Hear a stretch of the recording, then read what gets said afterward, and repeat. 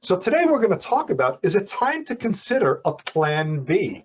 And probably a very good topic for the new year, the change in the new year, because a lot of times as part of our new year, we have New Year's resolutions and things that we want to attempt and work on are starting early in the year. And so maybe talking about a plan B, is it time to change something in your job search process? The new year may be a very good time for you to consider that. And there we go. And so as the curtain opens, I think that you and I have met each other before. For anyone who has not met me, so I am David Schuchman.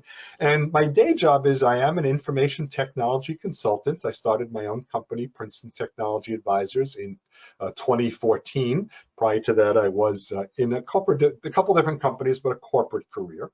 And then, so that's my day job. But what I really enjoy and my passion is really just helping people who are in a career transition. So I'm active in the job seeker support community. And I found PSG of Mercer County in mid-2012.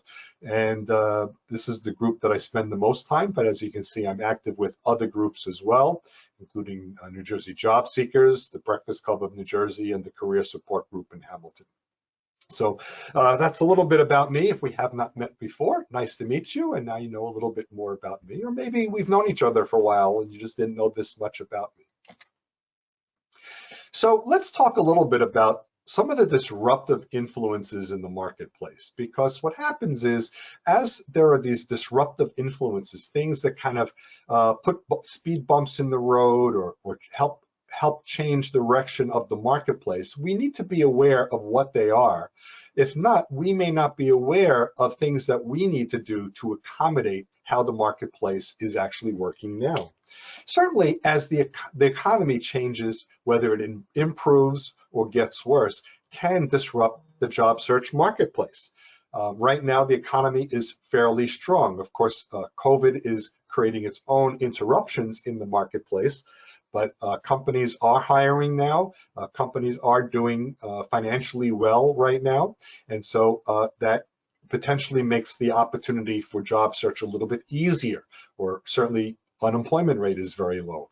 If there's a downturn in the market, you need to be aware and compete that way. Right now, we're in a more positive market. The pandemic certainly disrupts the marketplace. It disrupts the way we interview, it disrupts the job search process, the way companies are going to hire, how agile, how quickly they can hire. There's a lot that interrupts them. And the way you're going to be finding and meeting people is going to change as well. We'll talk more about solutions a little while, but just be aware that these are disruptive things that disrupt the marketplace. You know, industry regulations change all the time, and they change the way potentially we work. Certainly there are industries that are highly regulated: financial services, medical devices, pharmaceutical. A lot of industries have a lot of regulations, and you need to know how those regulations and what those regulations are as they change, because it can change the way you're going to compete in the marketplace. It's going to change the way the marketplace is going to be working. And also, as they change, you may be asked about those. Are you knowledgeable? Can you work in this changed marketplace? And you better be able to say yes, or at least be able to talk to the new regulations. So be aware that industry regulations are disruptive as well. Changes in technology. There are certainly new tools that go out there all the time, new programs and processes. And it doesn't mean that you're a technical person. It could mean certainly you're in a non-technical role, but some of the programs that you used for your job have changed. For instance, if you've been in a job for 20 years and become very proficient with Lotus Notes, and you're hitting the marketplace right now, you probably will have a very hard time finding Lotus Notes positions or positions that require that. You'd have to know Excel or other tools.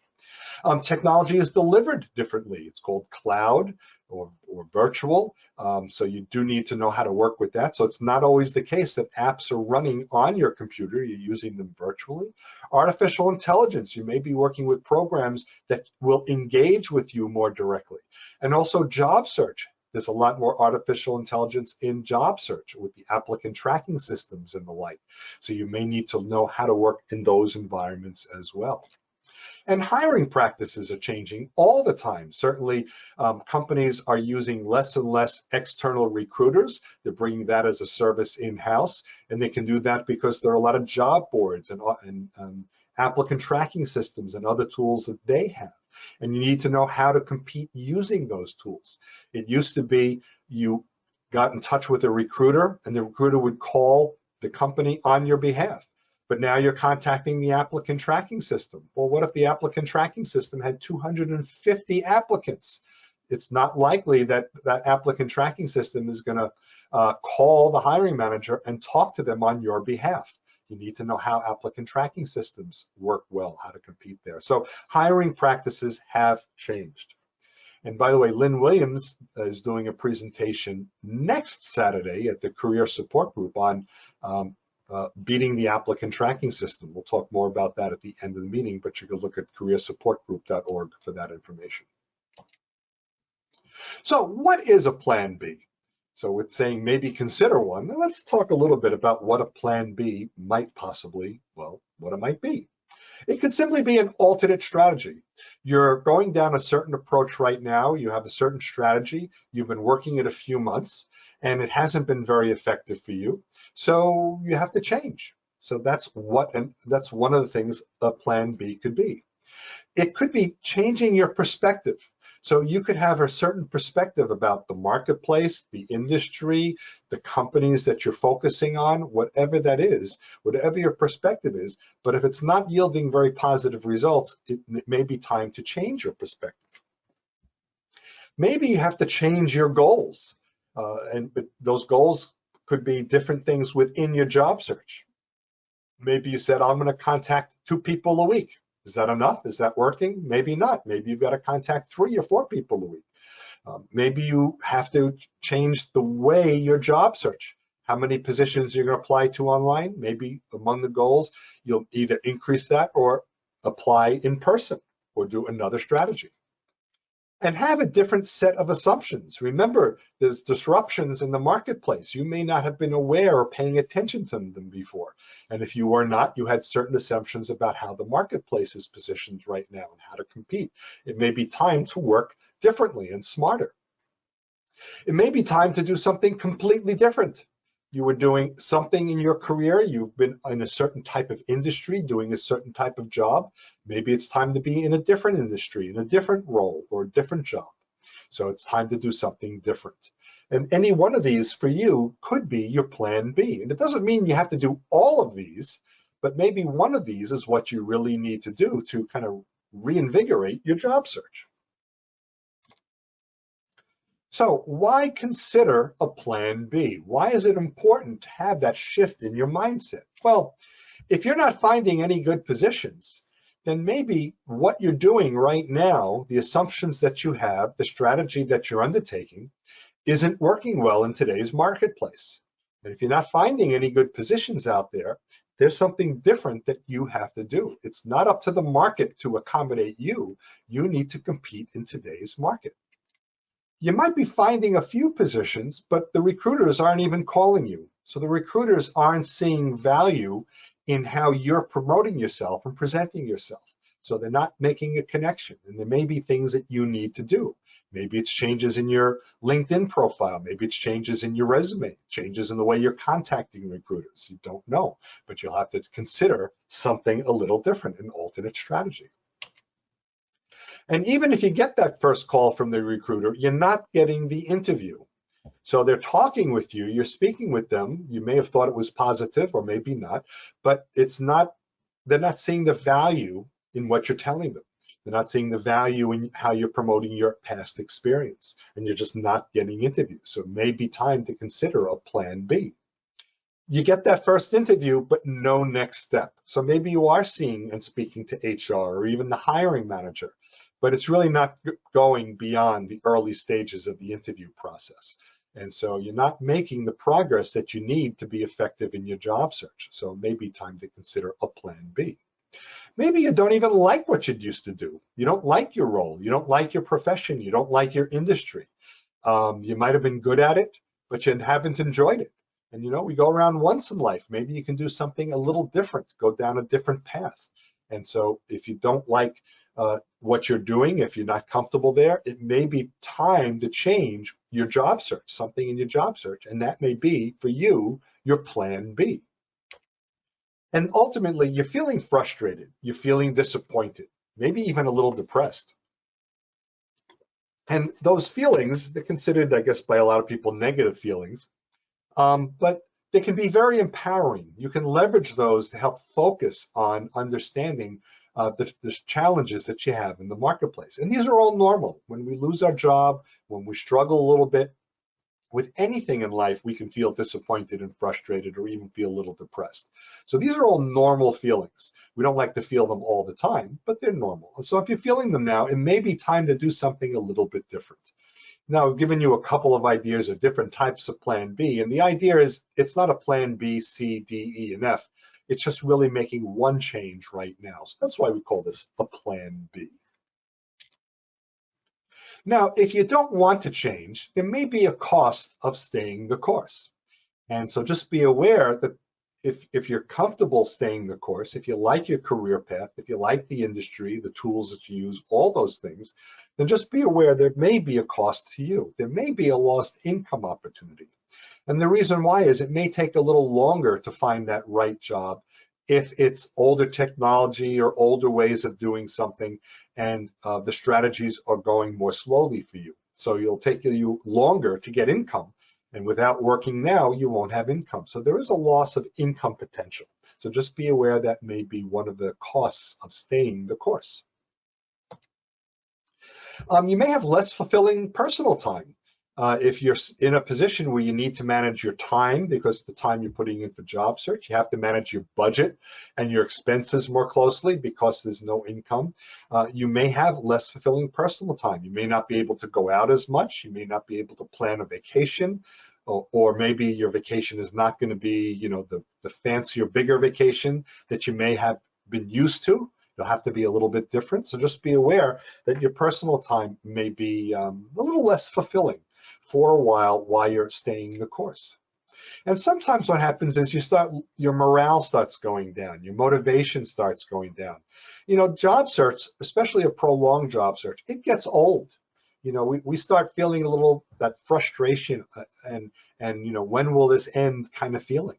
And just be aware that it's possible you may feel that. You may feel that for a longer time than you'd want to. And you'll have to just power through it if you're going to stay the course. But you don't have to stay the course, but if that's your choice, be aware that that may be one of the costs. And ultimately, a prolonged job search can have an impact on your family. So if you are someone who is not living alone, well, if you're only living with pets, the pets will still be happy. But if you have family, a spouse or a partner or kids at home, you know, your mood, you're feeling frustrated, the impact of the budget may begin to impact them. They're going to wonder, why aren't we going out to dinner more often? Or why aren't we going on that big family vacation? And then they're going to complain to you. It's their normal feeling as well. And that may get on to you. And then their mood may have an impact on you. And it may be a little bit of a negative spiral, a downward spiral. You'll have to learn to be aware of that. You'll have to learn to manage it, find ways to keep yourself, both you and your family, up. But you have to let them be a part of the process. Maybe that will be helpful to them as well. But realize that this can be a little bit more prolonged by only sticking with the strategy and the approach that you've been using that may not be working very well for you right now. So staying the course. So just be aware these are out there. Not looking to depress you at all, if that's what unfortunately this slide may have done, but really just kind of bring to light that this is a normal process that may happen. So I haven't heard any questions, so I have this kind of built-in intermission. If anyone has a question, this may be a good time to take a quick break. Or as you can see, there's a little picture of the restroom there. You can do that or get your breakfast. Any questions, folks? Comments, thoughts?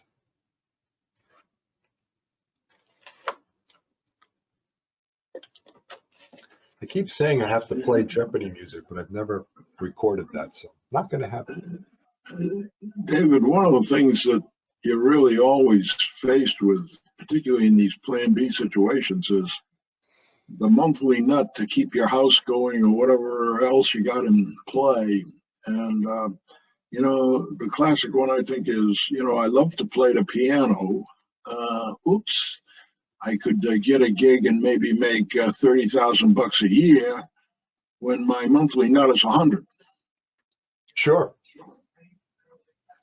So yeah, and that was one of the points I made in staying the course, that you do have to manage your budget. Now, I would think it's a bit of a challenge managing a $70,000 gap, or 70 between 30 and 100. But clearly you'll have to manage your nut a little bit, and it may be not going out to dinner as often or at all for a while.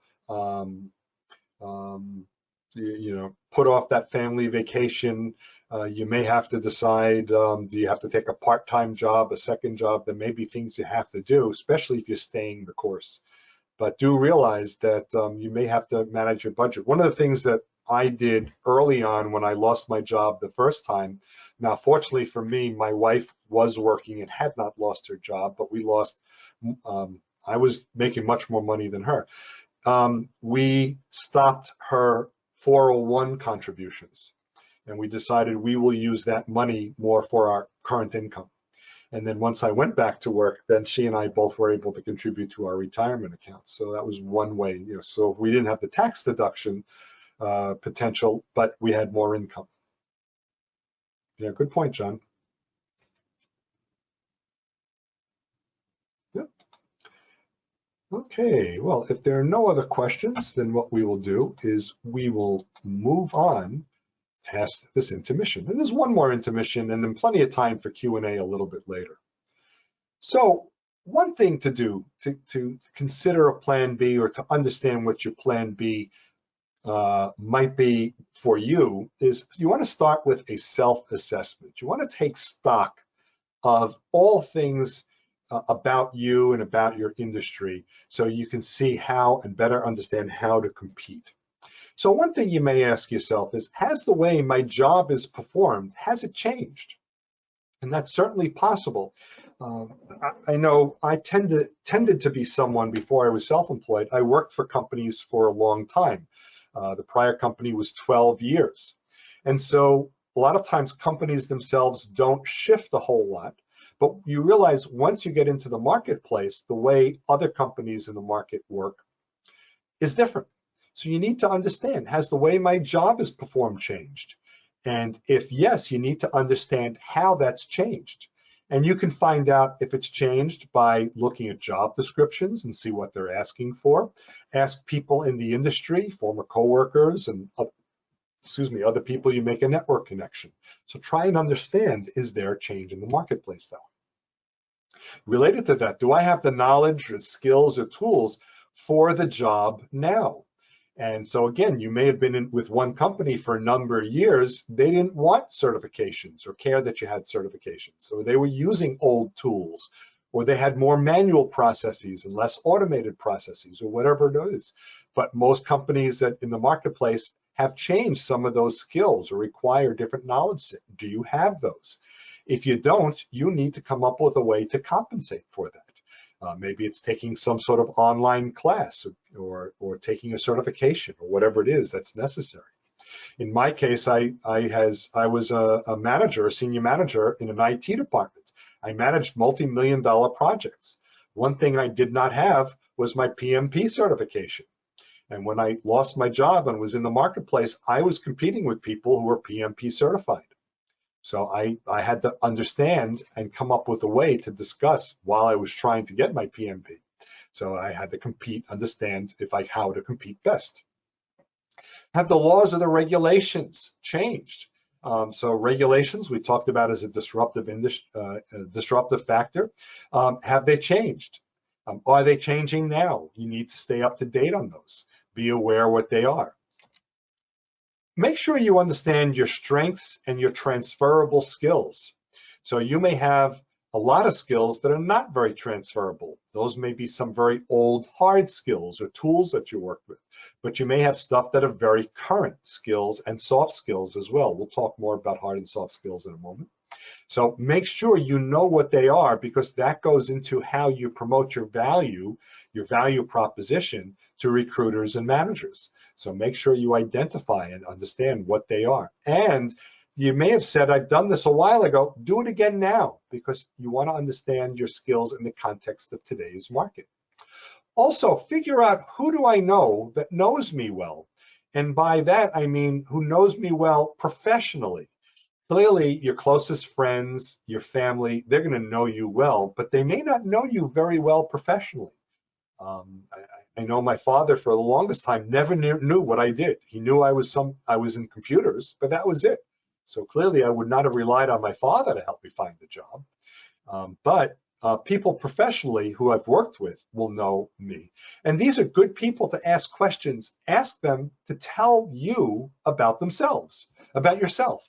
Learn, from another person's perspective, and that will help with your assessment. What did you think of me in the job? How did you think I dealt working with other people? What was my management style? Whatever it is, ask those other people that know you, so that you can, again, promote that as part of your value proposition. And then even consider, do I even want to do what I used to do? And if you're any Monty Python fans, that's the lumberjack. He didn't want to be a barber anyway. He wants to be a lumberjack. So maybe you've done your job for 10, 15, 20, 30 years, and you just don't want to do that anymore. You want to do something else. So you're going to have to find your strengths and your transferable skills and promote those against the new position that you're applying yourself towards. So that becomes very important. Do a self-assessment. You can do it yourself by just asking yourself lots of questions, or there are tools that are out there as well. And among the tools, Myers-Briggs, DISC, skill builders, or career builders. So go take a look, see if those may be of help to you. Some people find them very helpful. After your self-assessment, excuse me, after your self-assessment, embrace your reality. Now that you understand where you are and how you fit and how you compete in the marketplace, understand where you are right now. Bill Pagula talked about this in our meeting a few weeks ago, last month. The Kubler-Ross stages of grief: denial, anger, bargaining, depression, and ultimately you want to get to acceptance. And the reason why is, when you're in these other four, the denial, the anger, the bargaining, and depression, you tend not to be able to be very effective in a job search. Imagine you're stuck in anger right now, and you're F the old boss and F the old company, and you go walking into an interview that way. No one hires, as Marty Lappin says, no one hires depressed people. No one hires angry people. So you really need to get to a point of acceptance of where you are. It doesn't mean you have to like it, but accept where you are, because it's now from here, with what you've learned in your self-assessment, that you can more easily and competitively move forward. Know your own worth and your value proposition. Know how and what you're going to say to the people that you're promoting yourself to. Those transferable skills, the hard and soft skills that you may have, and your value in the industry. So these will become very important to you, that you know your own worth and value, and to compete in today's market. And if you ever need help figuring these things out, there's a bunch of different types of people that can help you. You may want to hire a career coach. So if you pretty much know what you want to do, but you need a little bit of help being competitive in the market, you hire a career coach. If you still don't know what you want to do, don't hire a career coach. Career coach will help you navigate and compete in your career. But if you're figuring out, a life coach may be a better choice. Ask others what they think you should do. People that know you, that have worked with you before. I could tell you a cute story, which was, I spent my whole career in information technology. After 30 years, I lost my job for the first time. One of the people I called was my mother. Now, it wasn't that I needed to cry to my mother, but my mother occasionally would call me in the office, and I had to let her know, don't call me in the office any longer. And she thought about it, and she said, I know the perfect job for you. This is my mother telling me. So I asked someone else. So I asked her what she thought that should be. She said, you should be an air traffic controller.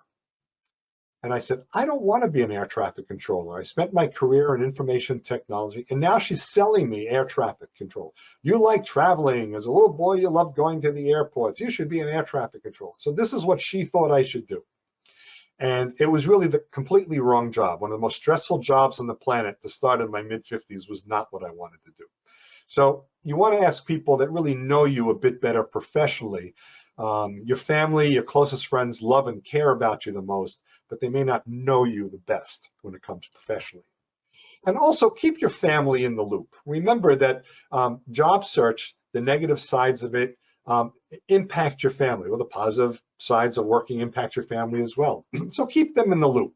Let them know maybe that there's going to be a little bit less income, or that you're going to be home more often, or you're going to do things a little differently until you can land that next job. So that way, not that they're any happier, but they'll be understanding of why things are in the family right now. So if you're managing your budget a little bit more tightly, they'll be more aware of it and understanding. So keep them in the loop as well. And reflect on your hard skills as part of your self-assessment, those tools that are part of your job. So these are the technical knowledge, the training that you have gained throughout your professional experience, maybe even through your education as well. And they could be programs that you use, techniques that you use in your job. And so those are hard skills that you need to reflect on. Make sure you create an inventory of those and understand the ones that you have, and are they relevant in today's job market? For example, maybe you've worked in retail. You may know how to use a point of sale system, and that could be a hard skill, that you know how to use or program or manage or set up or configure a point of sale or any other computer system. Maybe you've worked as an accountant or in finance and planning. You may know how to use Excel, and not just fill in the little squares in the cells, but you know pivot tables and VLOOKUPs and all that. Those are hard skills. Those are very relevant. Those are things that you're going to be talking about as part of your value and value proposition. Maybe you've studied a foreign language, or you're raised in a multilingual household and you can speak a foreign language fluently. Another hard skill. Not listing every hard skill here, but these are just some examples of what hard skills can be, and you'll want to promote these. Be aware of that. Of course, if you speak Sanskrit fluently, there's not a whole lot of need for that, but clearly maybe Spanish or German or Chinese, or those will be languages that are probably very current right now to be helpful. But also focus on your soft skills. A lot of us only think about our hard skills, those tools that we learned on the job, but there are soft skills as well. You want to look behind your hard skills, because hard skills are the skills that can become outdated. Soft skills never become outdated. So these you want to focus on and make these a part of your inventory. And soft skills are going to be the type of skills that are learned on the job. They help you do your job better. So it's not just that you know Excel, but ways you've used Excel in ways that are beyond the regular way of using it, or how you've considered using it for other tasks. So being more agile with the tools that you have. Examples could also be teamwork. Teamwork is not typically something that's taught in school. It's not typically something taught on the job. When you come join the team, it's expected you will work on the team. But how you work with people, how you're effective, how you get the job done, and with working with others, how you communicate with others become important. Your presentation and your communication skills, how you get your point across, especially when it comes with other departments or leadership that you need to engage with. So these could also be soft skills. Cute little story about that little picture there. So that's that little magic trick illusion where you show someone you're pulling your thumb off your hand. My nephew's 23 now, but when he was about 5 or 6, I did that trick for him, and when I pulled my thumb off, he gave out a big yelp. So he was very surprised that I could pull my thumb off. So my presentation skills, I guess, are pretty good, at least to 5-year-olds. Time management. Are you very good at managing your time? There are a lot of people that get the job done, but their time management is very poor. They don't pay attention to a lot of the details or things that can crop up along the way in a project. They can't be prepared for things that pop up unexpectedly. or they save everything for the last minute. So, they don't plan ahead. They do everything at the last minute. So talk about your time management. How effective are you there? Your ability to crunch numbers, do data analysis is very relevant, and especially now more and more, there's so much data. You've heard the term maybe big data. So many companies are relying on data, how they're positioned, how their products are doing, how their projects are flowing. So they want to see and understand all that, sales statistics, all sorts of things. How well you are at finding that information, getting information out of data.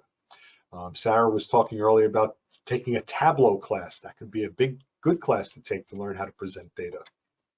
And professional development, how you've managed your career over time, how you manage the development and career of other people, especially when you're managers. These are things that are very relevant, cultivating staff. So become another example of a soft skill. So soft skills are often your transferable skills much more than your hard skills are. So that's why it's very important to focus on soft skills. A little bit more about transferable skills. These are skills that can easily be transferred, or certainly more easily be transferred from one job to another. So the way you do things, how you do things, the way you get things done, not just the tool that you use. And sometimes they're called portable skills. You may have heard that. There may be other names as well. And the transferable skills really are those that position you more strongly in the future. You're leveraging your prior work experience. And you can do that for a lot of reasons, certainly as you apply and seek any new job, as you interview for any new job. But it can also be as you're looking to change industries, because as you're looking to change industries, some of the hard skills that you have may not be applicable, or they may be outdated.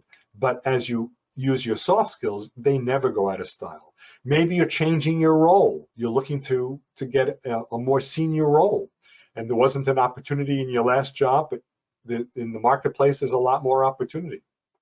You'll highlight your soft skills in addition to your hard skills. Okay. And also, when your hard skills have become outdated, when you've worked for a company for a while that's used an older technology and they haven't kept up, they kept their costs down, but not updating, and you were just stuck in that paradigm, now you need to compete in a stronger paradigm, stronger skill paradigm. So you will talk more about your soft skills and transferable skills than the hard skills. For instance, how do you learn new tools?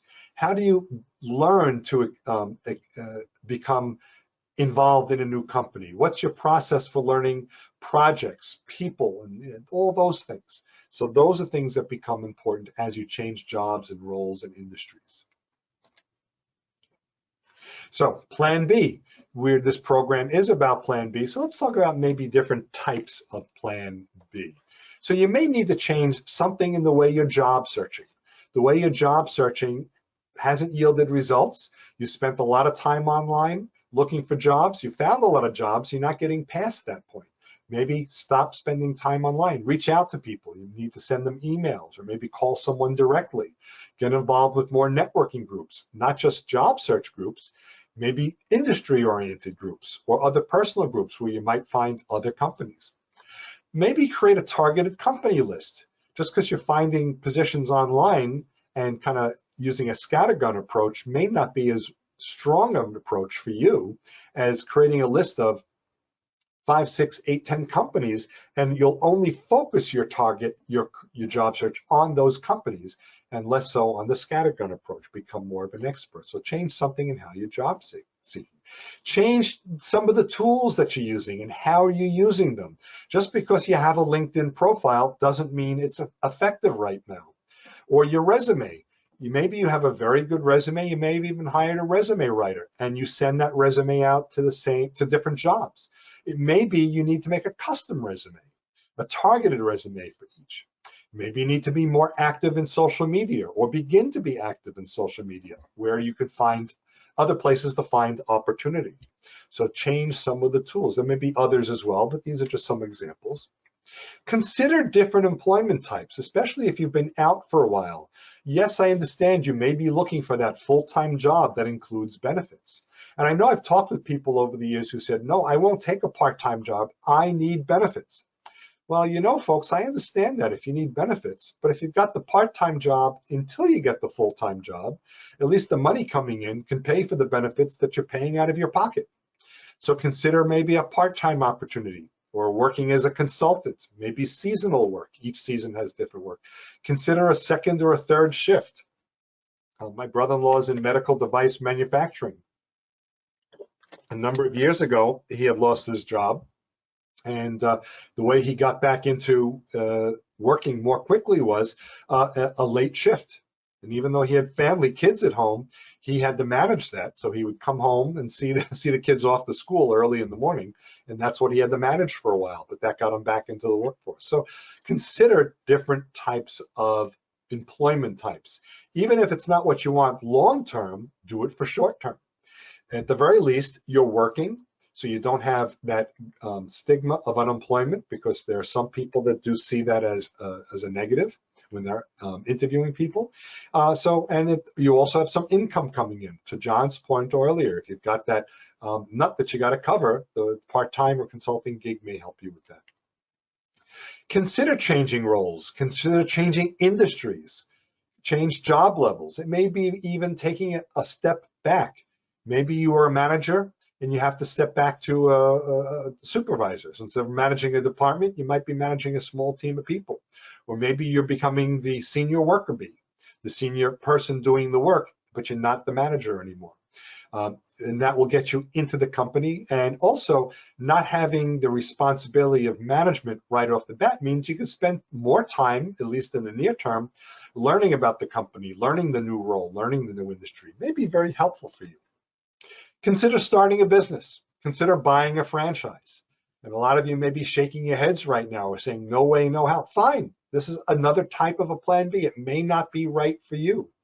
For me, I decided to start a business. I'll tell you my story a little later. But after my second unemployment and being out for a while, this is what worked for me. It wasn't what I was planning, but it's working. So you never know. So just be open to there are different types of plan B. Now, to pursue your plan B, you may need to take that alternate strategy we talked a little bit earlier. Ask those other job seekers in your role, in your industry, about you, about what they're seeing in the marketplace. Maybe seek from other employees in your industry or your role. And also, maybe you haven't done this before. Keep metrics. Write down what you're doing and write down how effective it's been. If you've taken a certain approach and you've had a good outcome with it, you're getting good turnover, then maybe you stick with that.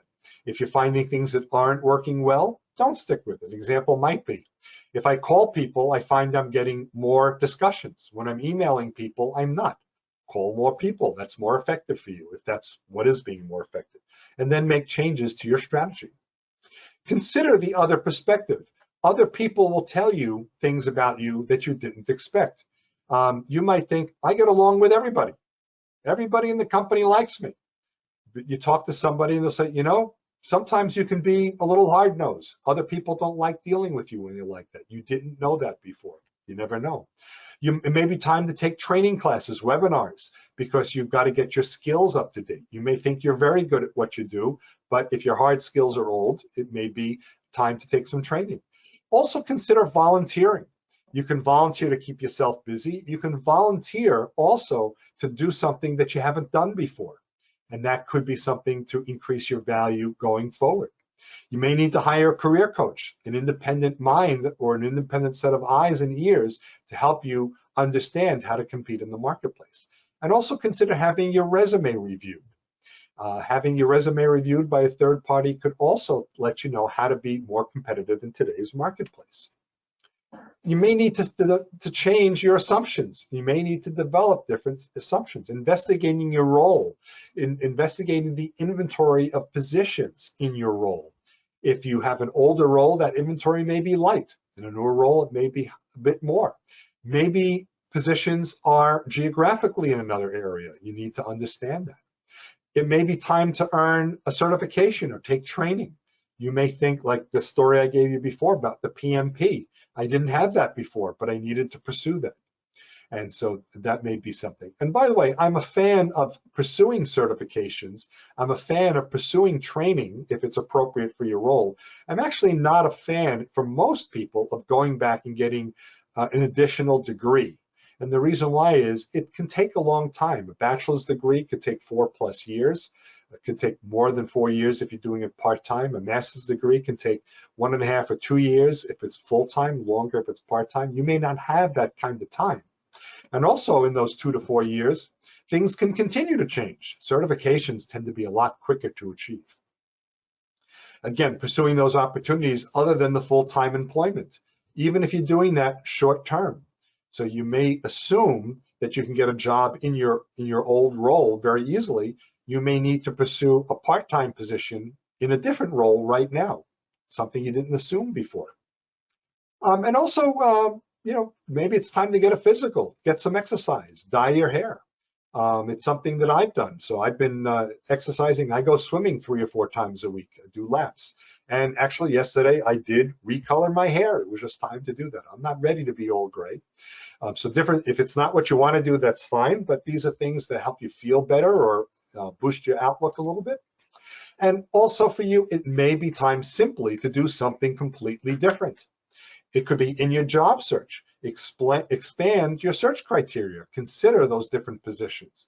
Maybe different commuting distance. In COVID, of course, there's a lot more at home. When you're working at home, you can work for a company that's further away. Maybe you're willing to relocate. If you had kids growing up, but now they're out of the house, maybe you can relocate. So not always the case, but maybe you can. So consider those as well. And match your current skills to your likes and your dislikes may give you a sense that it's time to do something differently altogether professionally. So really do, as part of your assessment, understand what it is that you can be good at, what it is that you should be doing next. Okay, there is our second intermission. I created these intermissions in my programs because early on in the pandemic, when we were all trying to figure out just how to do a lot of virtual presentations, it wasn't as easy to understand how easy it was to ask questions. So I had these stopping points. So far, not a lot of questions, but if you have, this might be another good time. Or quickly refill your cup of coffee. I'm actually looking forward to my cup of coffee. Hi, David, this is Gary. Hey, Gary. I wonder if you would let me share some time sharing some success stories in my own career plan B. Sure. So I spent many, many years in the pharmaceutical and personal consumer care industry. And what I found by the time I was 58 or 60 years old is, in spite of my responsibilities and in spite of my accomplishments, where I absolutely had the greatest strength, what I was running up against was these industries were constantly restructuring and downsizing. And try as I may and try as I might to find opportunities in them, I was just not getting anywhere. So the surprise for me is the next 3 companies that I worked for, and this was certainly the age handicap. I was already 60. And the fact that I was not getting anywhere in those industries is I started opening my mind to opportunities in other kinds of industries. And I'll just briefly summarize that I worked for a small company where I used my planning and scheduling skills to help them build a new system in a company that recorded textbooks on DVDs for students who were either blind or learning disabled. This is after working for Johnson & Johnson and Bristol Myers Squibb. The next company was a glass manufacturer, and I had absolutely no experience in that. And the final company was a company that provided data center services to smaller firms where they would actually take the entire hardware IT installation of the company and bring it into their company and run it much more cost effectively and cost economically. And in that company, the focus was on using my purchasing background, again, from pharmaceuticals and personal care. But what it was through networking, people made me aware that these opportunities were available. And I just decided to try to take an open mind and give it a shot. And I was very, very surprised to find that these companies were interested in my transferable skills. And if I didn't take the time to just say, okay, let's give this a shot, I would have missed all three of those opportunities.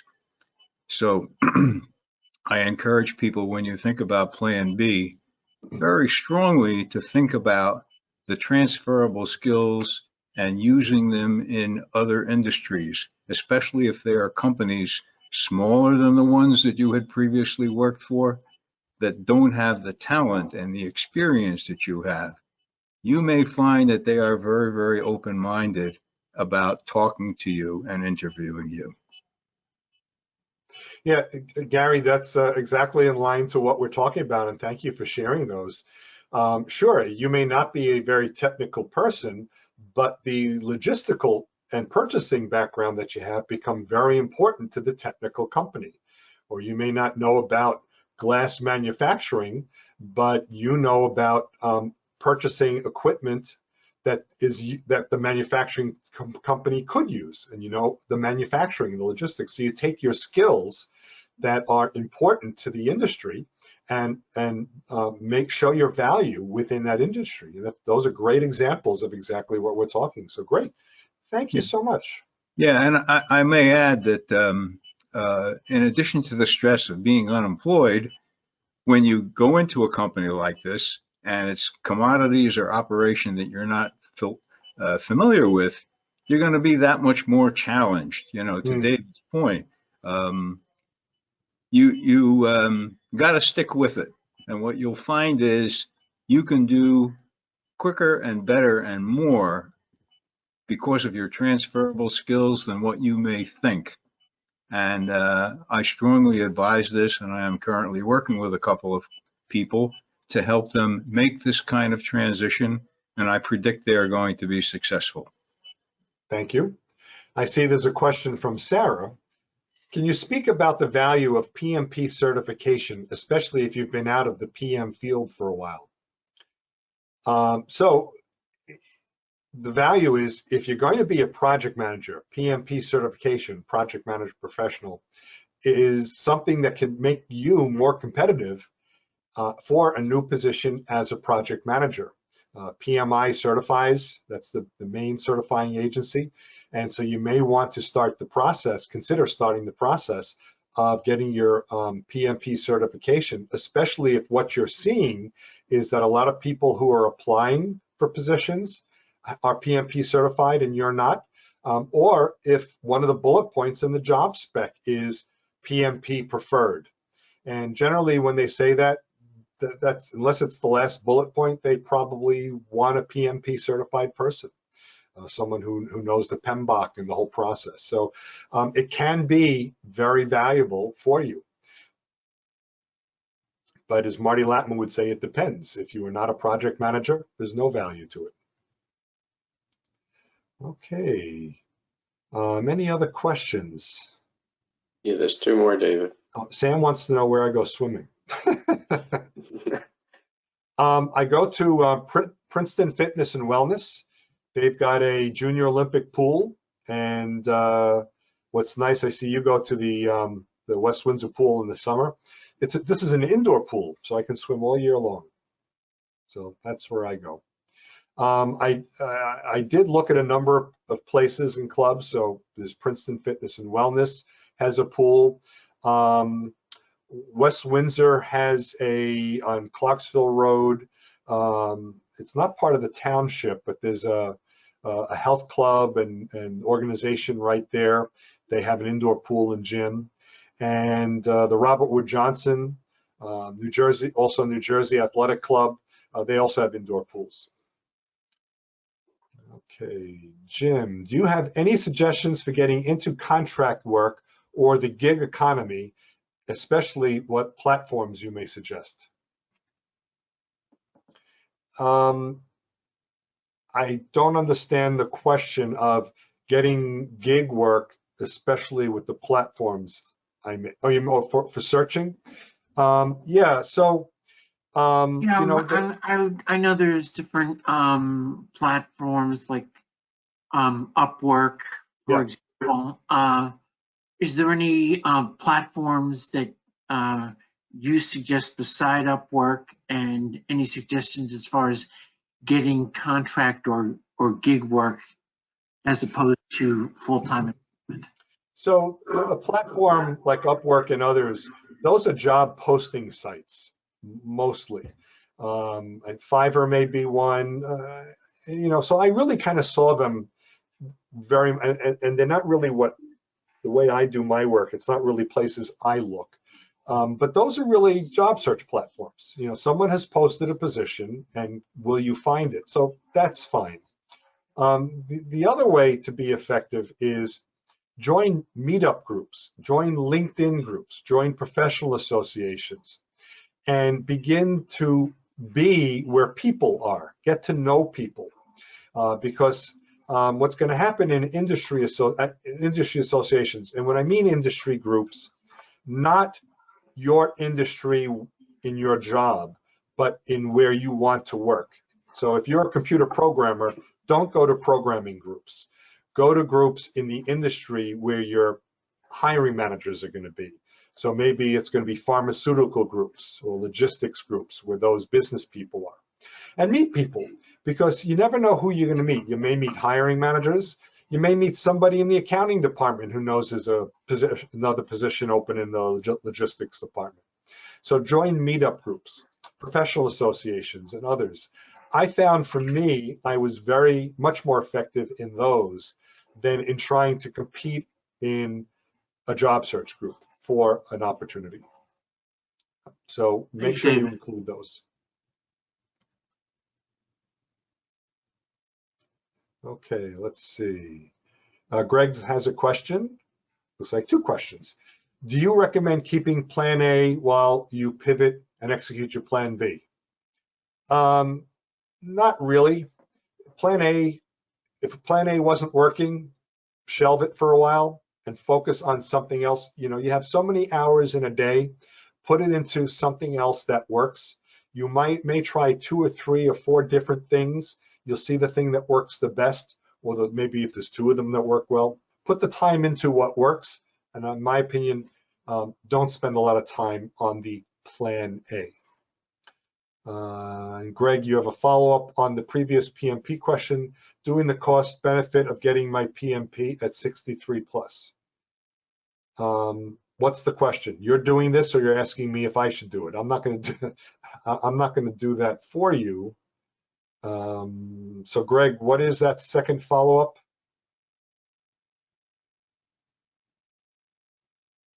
Yeah, so David, yeah.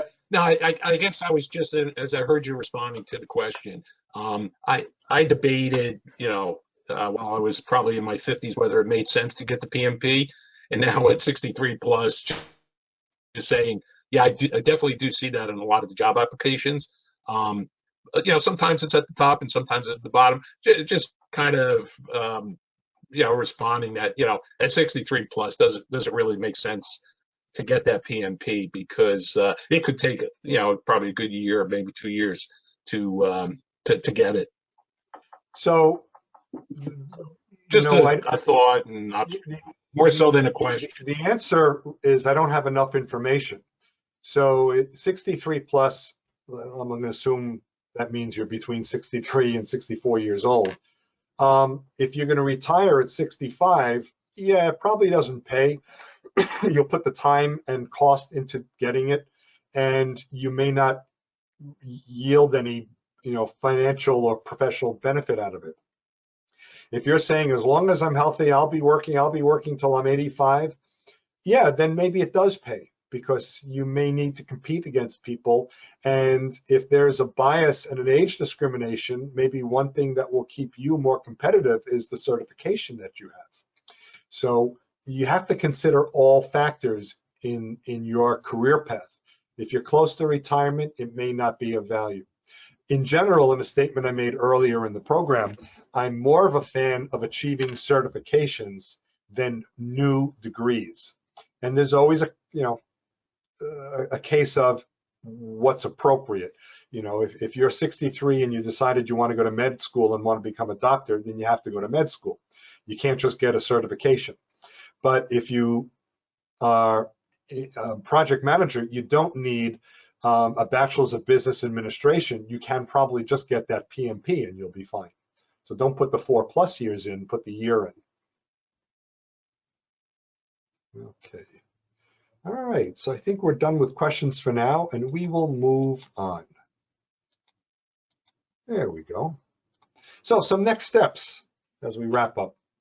Investigate the state of your target role, investigate the state of your industry, and understand what it's really like. Make sure you're clear on what the environment is like where you're going to be competing for a job. And make no mistake, job search is a competition. It's you against the between 100 and 250 people that are applying for the same position. If you need, consider changing roles, changing your industry, similar to what Gary talked about in his example. Consider changing job level. These may be ways for you to be more competitive. If you need, upgrade skills, get the certifications, and see what's appropriate. If the job is asking for certain skills, if the job postings are asking for certifications and you'll be working for a while longer, it may make good economic and professional sense to do that. Volunteer to develop new skills, volunteer to develop new connections. I have done several volunteer projects, especially early on in my consulting career. And it allowed me to develop a reputation in I did volunteer work in the not-for-profit sector, and a good number of my clients are not-for-profit industry people, and I use my not-for-profit experience, some of it was volunteer work, as references, and became very helpful for me to make connections and to develop a skill set in an industry. Consider starting your own business, maybe work as a consultant for a while. And that's the path that I took. Doesn't mean it's right for you, but that may be the next step for you. Certainly update your resume, update your LinkedIn profile, especially as you take on these new certifications, take on these new projects. And for your resume, create a targeted resume. So your resume may be a 75% match for a job description, but with a little bit of tweaking and maybe an hour or so, it can be a 95% match. Could be very helpful to getting found and considered for a position. So I'll tell you my story. And you know, I was so appreciative Gary told me his. If I knew Gary was telling me his, I wouldn't have had this slide. But yeah, my story. And by the way, I've been in IT all my career. So that's me when I started my IT career on the right side there. So I asked myself, had my job function changed? I was in corporate for 30 years, 5 or 6 different companies. And when I lost my job the first time, I was with the same company for 12 years at that time. And had my job function changed? Really not so much. I was an IT manager. I was a department manager. I reported to the chief information officer. I had a staff and I ran projects. And I realized not much had changed. However, I did realize as I was investigating, less IT managers were needed. Companies were shifting away from IT managers and also shifting away from hiring people as much. Has the way my job function changed? Yes, IT was becoming more of a commodity. IT is information technology, by the way, was becoming more of a commodity. So companies were not hiring as many staff, but they were looking more and more for gig project staff, people who could work on projects, whether it was a few weeks, a few months, and then when the project was over, they let those staff go because they were on contract. And so I saw that was happening more and more. And I, of course, realized it as I saw this because when I was a manager, I often hired consultants. So I realized a lot of the marketplace was moving that way. Does my industry hire employees? Do they hire consultants? And as similar to the point you just made, they were hiring more consultants lately. especially project-based. So I needed to be more mindful of that and competing that way. Do I have the knowledge or skills for the job now? So has my job function changed, but do I have the knowledge and skills? I was lacking quite a bit in cloud computing skills, delivering a virtual platform. Companies I worked for always, or primarily I should say, had servers in-house, and I had to manage those servers and install the programs on them. Not as much virtual services. But did I still like being an IT manager? And yes, I did. I really liked and enjoyed being an IT manager.